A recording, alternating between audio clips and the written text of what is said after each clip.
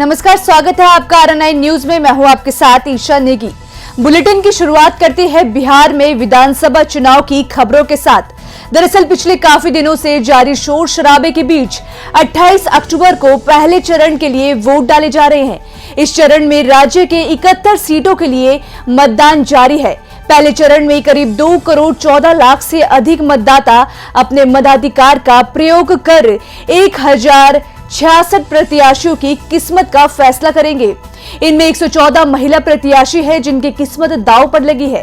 पहले चरण के चुनाव में राज्य के 8 मंत्रियों के साथ पूर्व मुख्यमंत्री जीतन राम मांझी की किस्मत भी दांव पर लगी है। साथ ही बता दें कि कोरोना संक्रमण को देखते हुए चुनाव आयोग ने सभी मतदान केंद्रों में सुरक्षा व्यवस्था के खास इंतजाम किए हैं। सभी मतदान केंद्रों पर मतदान के लिए पहुंच रहे हैं मतदाताओं के खड़े रहने के लिए गोला बनाया गया है। लाइन लंबी होने पर उनके बैठने की व्यवस्था भी की गई है। इसके अलावा कोरोना संक्रमण को देखते हुए सभी मतदान केंद्रों पर हैंड वॉश, पानी और सैनिटाइजर की व्यवस्था भी की गई है। वहीं मतदान कर्मियों की सुरक्षा को देखते हुए मतदान कर्मियों को पीपीई किट भी दिए गए हैं, जबकि सभी मतदाताओं के लिए मास्क लगाना अनिवार्य है। आपको बता दें कि बिहार में विधानसभा की कुल 243 सीटें हैं, जिन पर चुनाव कराने के लिए इन्हें 3 चरणों में बांटा गया है। पहले चरण में 28 अक्टूबर को जहां 71 सीटों के लिए वोटिंग कराई जा रही है, तो वहीं अन्य सीटों के लिए दूसरे चरण में 3 नवंबर और तीसरे चरण में 7 नवंबर को वोट डाले जाएंगे, जबकि 10 नवंबर को चुनावी नतीजे घोषित होंगे। एक और जहां बिहार में विधानसभा चुनाव के तहत पहले चरण के लिए वोट डाले जा रहे हैं, वहीं दूसरी तरफ बचे 2 चरण को चुनाव के लिए चुनाव प्रचार प्रसार का दौर भी जारी है। इसी क्रम में आज एनडीए की ओर से प्रधानमंत्री नरेंद्र मोदी और उत्तर प्रदेश के मुख्यमंत्री योगी आदित्यनाथ ने चुनावी सभाओं को संबोधित किया। अगर बात प्रधानमंत्री की करें तो उन्होंने बिहार में चुनावी रैलियों से पहले सोशल मीडिया पर एक पोस्ट कर बिहार की जनता से विशेष आग्रह किया। उन्होंने ट्वीट कर लिखा, बिहार विधानसभा चुनाव में आज पहले दौर की वोटिंग है। सभी मतदाताओं से मेरा आग्रह है कि वो कोविड संबंधी सावधानियों को बरतते हुए लोकतंत्र के इस पर्व में अपनी हिस्सेदारी सुनिश्चित करें। 2 गज की दूरी का रखें ध्यान, मास्क जरूर पहने, याद रखें पहले मतदान फिर जलपान। वहीं पीएम मोदी ने आज दरभंगा, मुजफ्फरपुर और पटना में चुनावी रैलियों को संबोधित किया। इन सभी रैलियों में जहां पीएम ने एनडीए उम्मीदवारों के समर्थन में वोट मांगा, तो वहीं विपक्ष पर हमलावर रुख भी अख्तियार किया। बिहार में जंगल राज लाने वाली ताकतों को फिर परास्त करेंगे। बिहार के लोग ये ठान चुके हैं, बिहार को लूटने वालों को फिर हराएंगे। बिहार के लोग ये ठान चुके हैं, इस प्रतिभाशाली धरती के नौजवानों को धोखा देने वालों को फिर हराएंगे। प्रधानमंत्री नरेंद्र मोदी के अलावा यूपी के सीएम योगी आदित्यनाथ भी बिहार के सियासी रण में काफी सक्रिय दिख रहे हैं। आज सीएम योगी ने सीवान और पूर्वी चंपारण में चुनावी सभाओं को संबोधित करते हुए बीजेपी और एनडीए उम्मीदवारों के समर्थन में वोट मांगे। संकट के समय कैसे चुनौतियों से जूझना पड़ता है और संकट के समय कौन हमारे साथ खड़ा हो सकता है। और भाइयों बहनों, प्रधानमंत्री मोदी जी के नेतृत्व में कोरोना के खिलाफ जो लड़ाई भारत ने लड़ी है, आप सब ने लड़ी है, मैं इसके लिए आप सबका अभिनंदन करता हूं, आप सबका स्वागत करता हूं। पड़ोसी राज्य बिहार जहां चुनावी शोर शराबे में खोया है, वहीं यूपी में भी उपचुनाव को लेकर सियासी पारा चढ़ता दिख रहा है। इसी बीच एक निजी कार्यक्रम में शामिल होने गाजियाबाद पहुंचे प्रगतिशील समाजवादी पार्टी के अध्यक्ष शिवपाल यादव ने प्रदेश सरकार और बीजेपी पर जमकर हमला बोला। उन्होंने कहा कि जैसे कभी कांग्रेस के खिलाफ सारे दल एकजुट हुए थे, वैसे ही अब बीजेपी के खिलाफ सभी दलों को एक होना चाहिए। जितने भी भारतीय जनता पार्टी के समय में वादे किए गए थे, कोई वादा अभी तक पूरा हुआ नहीं है। आज व्यवस्था तो चौपट है, माइनस में चली गई और इतनी माइनस में गई है, चलिए 0 तक आ जाती, वो तो -23% 9 तक पहुंच गई है। और पहले तो देखिए जो भी निर्णय लिए हैं भारतीय जनता पार्टी की सरकार में, तो अब वो न तो देश हित में न देश की जनता के हित में कोई भी निर्णय अभी तक नहीं। वहीं गाजियाबाद के बाद मेरठ पहुंचे शिवपाल यादव ने यहां भी यूपी और केंद्र सरकार की नीतियों पर सवाल खड़े किए। उन्होंने कहा कि सरकार ने कोई विकास कार्य नहीं किया, केवल 10 पूंजीपतियों को फायदा पहुंचाने का काम किया है। मौजूदा सरकार पर निशाना साधते हुए उन्होंने कहा कि इन दिनों देश की अर्थव्यवस्था डगमगाई हुई है, जीडीपी माइनस में पहुंच गई है। ऐसे में अब प्रगतिशील समाजवादी पार्टी लोहिया ही है, एक विचारधारा के लोगों को जोड़कर भाजपा को हटाने का काम करेगी। देखिए अभी तो जनरल स्टोर जो खोला गया है दीदी ने, तो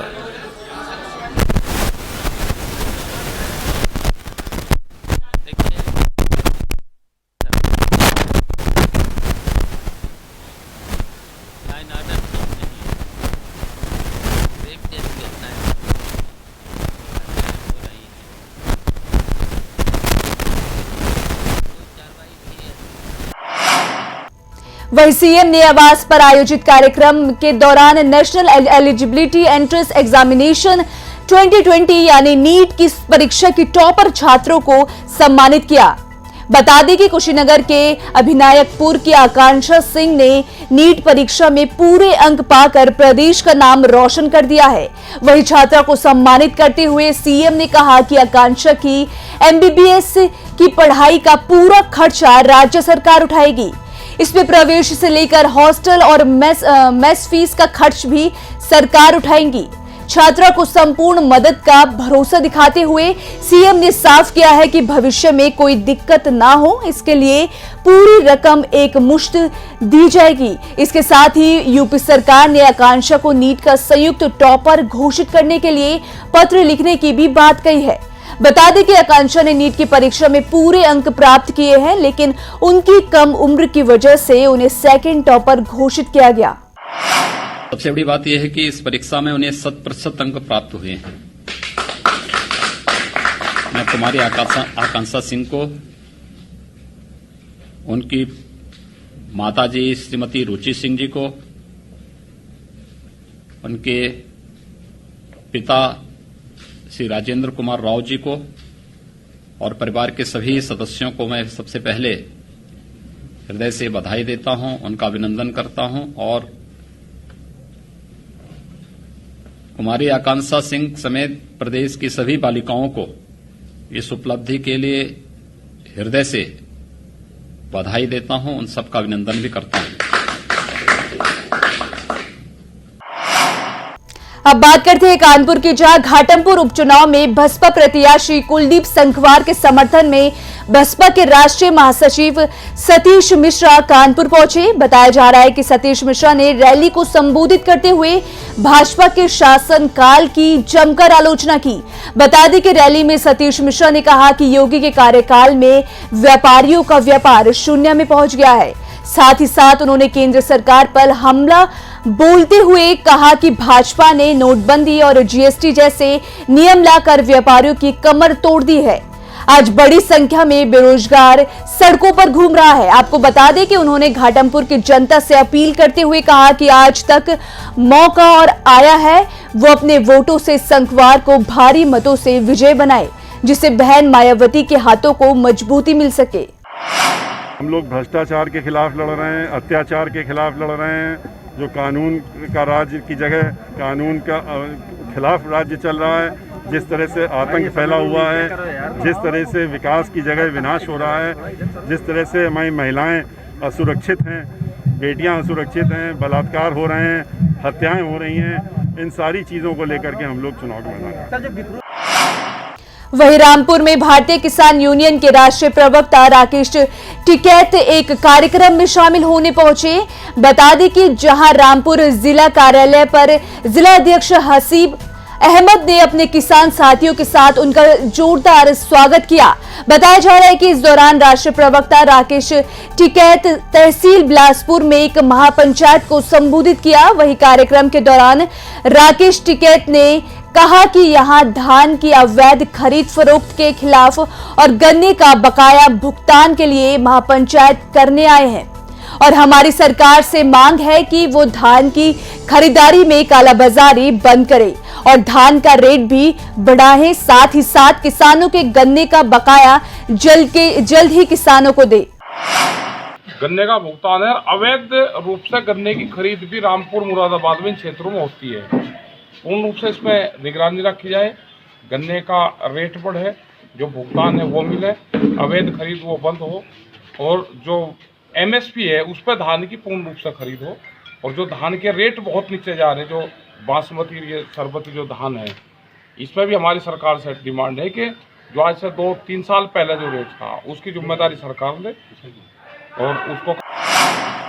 आगामी 2022 के विधानसभा चुनाव की तैयारियों में जुटी समाजवादी पार्टी ने जहां अपने दल के कील कांटों को दुरुस्त करना शुरू किया है, तो वहीं समाजवादी पार्टी को एक बड़ी कामयाबी हाथ लगी है। बता दें कि हरदोई जिले के शाहबाद विधानसभा सीट से बहुजन समाज पार्टी से विधायक रह चुके आसिफ खान बब्बू को बसपा से तोड़कर उन्हें समाजवादी पार्टी में शामिल हो गए हैं।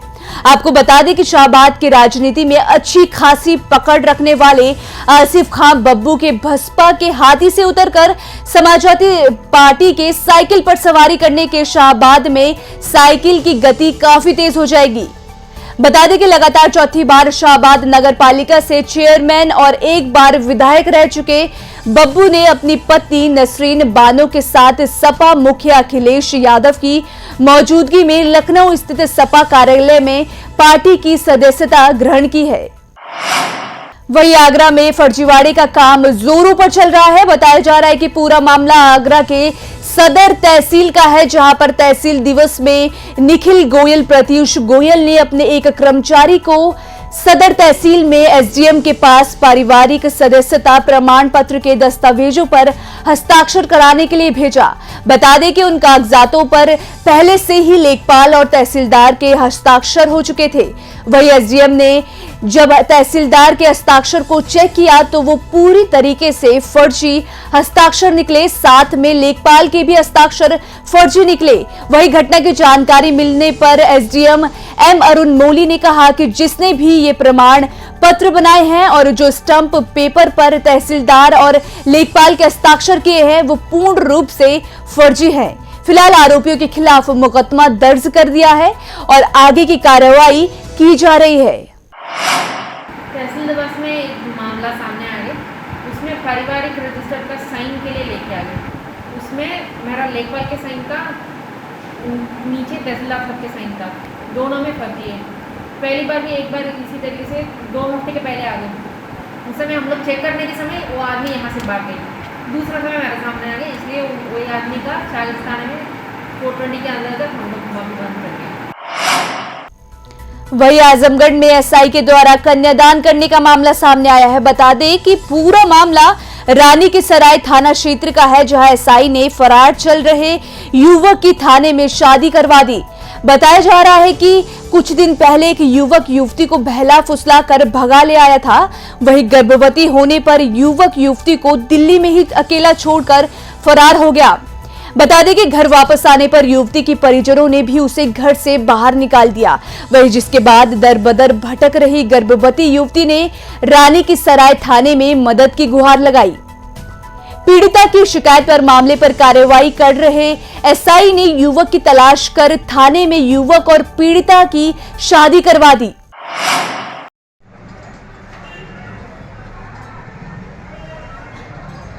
सर, जो मंदिर पे शादी आपके नेतृत्व में हो रही है, सर क्या मामला था, इस पर क्या सर आप क्या कहना चाहते हैं?